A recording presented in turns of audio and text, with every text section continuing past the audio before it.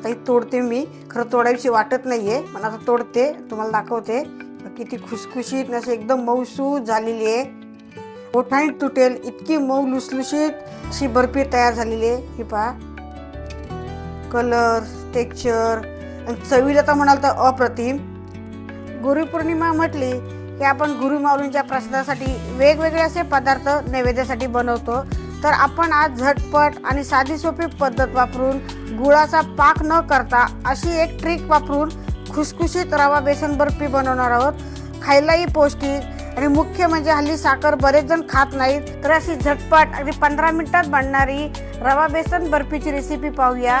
नमस्कार मंडळी, मी रश्मी किचनमध्ये तुमचं खूप खूप स्वागत आहे. सर्वप्रथम तुम्हाला गुरुपौर्णिमेच्या खूप खूप शुभेच्छा. चला आता सुरुवात करूया. आपण 1 वाटी गूळ घेतलेला आहे. गूळ आपण ह्या भांड्यामध्ये आता ओतून घेऊया. पहिला आपल्याला गूळ हा वितळून घ्यायचा आहे, पाक बिलकुल करायचा नाही, फक्त आपल्याला वितळून घ्यायचा आहे. तर बऱ्याच वेळा काय होतं, आपण गूळ वितळवायला जातो त्यावेळी तो कडक एकदम पाक एकदम कडक होतो किंवा एकदम नरम होतो. तर तसं काही न होऊ म्हणून आपण एक ट्रिक वापरणार आहोत. कुकर घेतलंय, कुकरमध्ये पाणी टाकलंय आणि त्याच्यामध्ये भांडं ठेवून घ्यायचं. वरती असं झाकण ठेवायचं आणि त्याला असं झाकण लावायचं. ही मागच्या आपण एक व्हिडिओ बनवला होता तिळाच्या लाडूचा, त्यावेळी पण ही ट्रिक वापरली होती मी. सर्वांना खूपच आवडली ही ट्रिक. तीच पद्धत वापरून मी आता बर्फी करणार आहे, रवा बेसन बर्फी. तर मंद गॅसवर ह्याला मी एकच शिट्टी करून घेते. आता मी गॅसवर ह्याला ठेवून घेते. आपण सुरुवात करूया. तिकडे आपले कुकर होतोय तोपर्यंत आपण इकडे बेसन भाजून घ्यायचं आहे. त्यासाठी मी आता गुळाची कढई ठेवलेली आहे आणि 1 वाटी बेसन घेतलेले आहे. बेसन अगदी 5 मिनिटं चांगलं असं मंद गॅसवर भाजून घेते. आधी मंद गॅसवर अगदी 5 मिनिटं चांगलं असं भाजून घ्यायचं. बेसन चांगलं असं भाजून घेतलं की आपण जेव्हा बेसन भाजायला घेतो तेव्हा आपलं तूप टाकलं की कसं थोडंसं जडपणा येतो हाताला, तर तेव्हा हातही दुखत नाही आणि बेसनही पटकन भाजून होतं. म्हणून सर्वप्रथम पहिलं थोडंसं असं कोरडं बेसन भाजून घ्यायचं. 1 वाटी मी तूप घेतलेलं आहे. आता त्याच्यातलं जसं जसं तूप लागेल तसं मी टाकून घेते. मी आधी 2-3 चमचे टाकून घेते. बेसन भाजायला थोडासा वेळ लागतो पण आपण बेसन हे मंद गॅसवर भाजतो. अजून थोडं मी आता तूप टाकून घेते. आता आपण 1 वाटीभर तूप घेतलं होतं, त्याच्यातलं एवढं तूप राहिलेलं आहे शिल्लक. गुठळी न होता बेसन असं भाजून घ्यायचं. गुठळी झाली तर या अशी चमच्यानी असं हे करून दाबून गुठळ्या मोडून घ्यायच्या. बेसनचा थोडंसं असा कलर बदलत आलेला आहे, म्हणजे आपण थोडं बेसन असं भाजून झालेलं आहे. त्याच्यामध्ये मी अर्धी वाटी रवा टाकून घेते. हा बारीक रवा आहे, 0 नंबर बोलतात तो टाकून परत चांगलं असं भाजून घेते. आता ह्या वेळेला आपल्याला तूप थोडं लागलं तर टाकून घ्यायचं. ते थोडं अजून मी तूप ह्याच्यामध्ये टाकून घेते कारण आपण रवा भाजणार आहोत. आता रवा आणि बेसन चांगलं असं मंद गॅसवर भाजून घ्यायचं.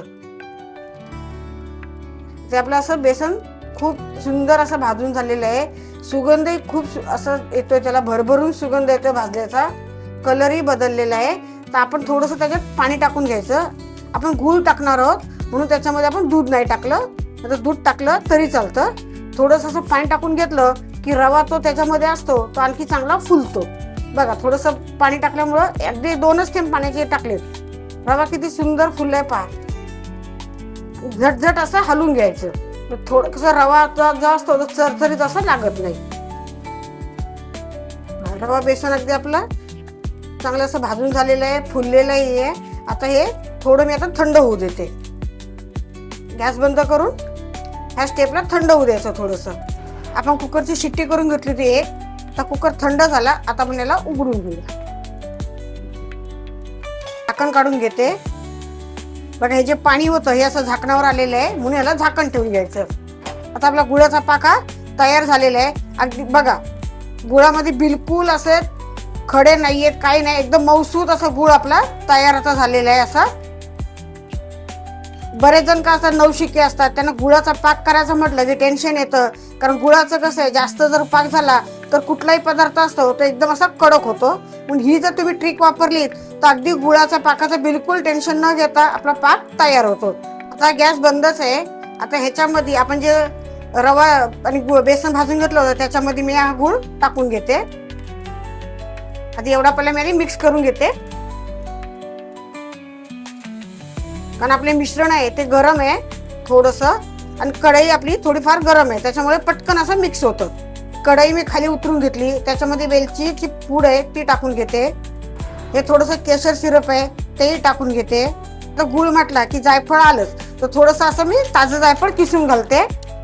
जायफळ असं वरतून किसून घातलं की आपला जो पदार्थ आहे त्याला सुगंध खूप छान येतो. आणि गुळाचा पदार्थ म्हटला की जायफळ तर हवेच. आता चांगलं असं मिक्स करून घ्यायचं. बघा आपण गुळ कुकरची एक शिट्टी करून घेतला होता, त्यामुळे बघा आपल्याला बिलकुल वेळ लागला नाही ही वडी व्हायला. आपण जे 10-15 मिनिटं जे बेसन भाजायला वेळ गेला तोच. प्लेट घेतले, प्लेटला मी आधी तूप लावून घेतलं होतं, त्याच्यामध्ये मी मिश्रण काढून घेते. बघा अगदी घट्ट गोळा तयार झालेला आहे. असं मी आता थापून घेते आणि आपल्याला ते थोडा वेळ थंड होऊ द्यायचे. थोडीशी मी आता ड्रायफ्रूट टाकून घेऊ, असं भरभरून घेते वर. ओके, आता आपण थोडेसे ड्रायफ्रूट टाकून घेऊया वरतून. हे थोडेसे असे स्पेशल दाबून घेते. आता अशा कट करून घेऊया. आता तुम्हाला जो आकार हवे त्या आकारात कट करून घ्यायचा. थोडंसं कोंबट असताना त्याच्या आपण वड्या पाडून घेऊया. आता तुम्हाला जो आकार हवाय तो करून घ्या. मी हा शंकरपाळी सारखा आकार दिलेला आहे. आता ह्याला एक अर्धा तास तरी याला थंड होऊ द्यायचं. ही आता हात लावून बघा थंड झालेली आहे आणि दिसायला किती सुंदर दिसते. पहा कलर टेक्स्चर किती सुंदर आलेलं आहे. आता मी तुम्हाला कट करून दाखवते. किती खुसखुशीत अशी एकदम मऊसूत झालेली आहे. ओठाणी तुटेल इतकी मऊ लुसलुशीत अशी बर्फी तयार झालेली आहे. ही पहा कलर टेक्स्चर आणि चवीला तर म्हणाल तर अप्रतिम. ह्या मी वड्या लावून घेते. गुरुमाऊलींच्या प्रसादासाठी आपली गुळातील बेसन रवा बर्फी तयार झालेली आहे. खायलाही एकदम अप्रतिम, चवीला म्हणाल तर टेक्स्चर किती सुंदर आलेलं आहे, कलरही खूप सुंदर आलेला आहे आणि अगदी झटपट होणारी. पाकाचा टेन्शन न घेता ही आपली रवा बेसन बर्फीची रेसिपी कशी वाटली ते कमेंटमध्ये सांगा. तुमचा अनुभव शेअर करा आणि गुरुपौर्णिमेला नक्की एकदा ही करून बघा. कशी वाटली रेसिपी तेही सांगा. आपल्या चॅनलला लाईक करा, शेअर करा, सबस्क्राईब करा आणि अशाच नवीन नवीन रेसिपीसाठी रश्मी किचन नक्की पहा. धन्यवाद. जय श्री कृष्ण. पुन्हा भेटू नवीन रेसिपीसह.